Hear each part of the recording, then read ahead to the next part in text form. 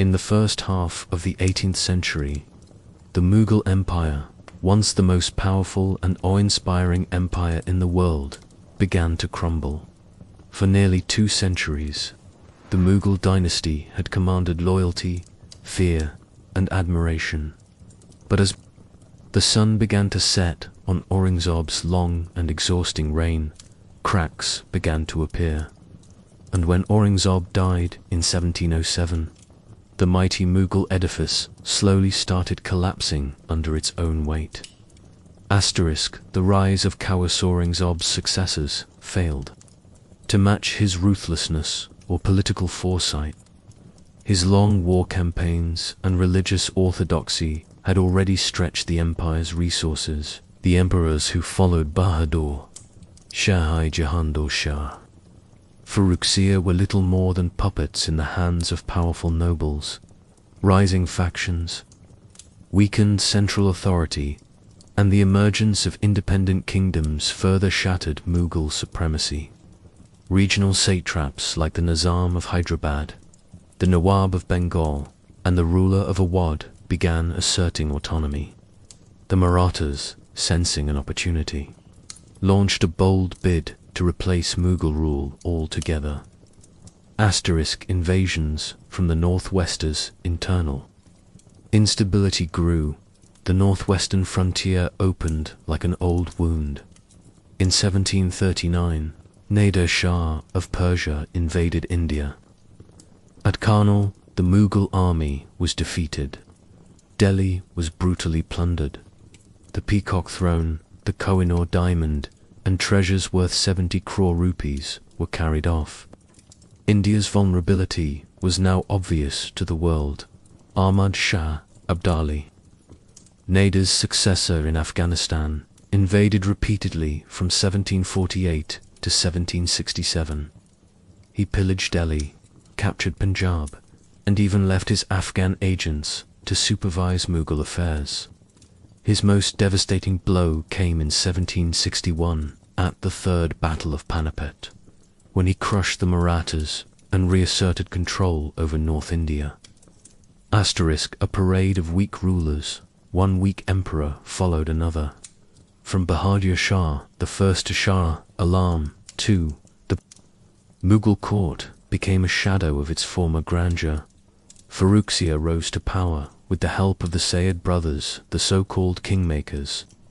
But he was later blinded and killed by those very hands.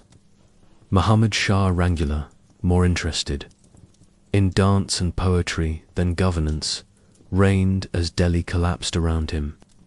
During his reign, Baji Rao I of the Marathas even marched into Delhi with just 500 horsemen. By the time Shah Alam II accepted British protection in 1765, after the Battle of Buxar, the Mughal crown was no longer a source of power, but a symbolic prize for those who sought to control India. Seeds of collapse. Internal factors. The Mughal decline wasn't just about foreign invasions or weak emperors. The empire was rotting from within. The Zemindar's local landholders had grown too powerful. They began shifting their loyalties to rising regional powers. The Jogadari system, once the pillar of Mughal revenue administration, had collapsed.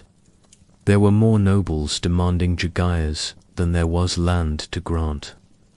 This led to Bejajarajas without jagaseras, creating chaos and corruption in revenue collection. As noble factions jostled for power, the empire lost its cohesion. Rajputs, Sikhs, and Marathas all fought for dominance. The once glorious Mughal army was now fragmented and unreliable. Economic and administrative breakdown. The economy too was in decline. War expenses, luxurious royal lifestyles, and decreasing agricultural returns burdened the imperial treasury.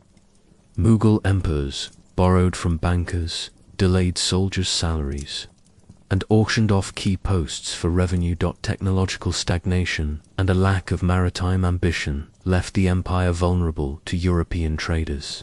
who were quietly establishing their own strongholds along India's coasts. The British, French, Dutch, and others sensed the vacuum.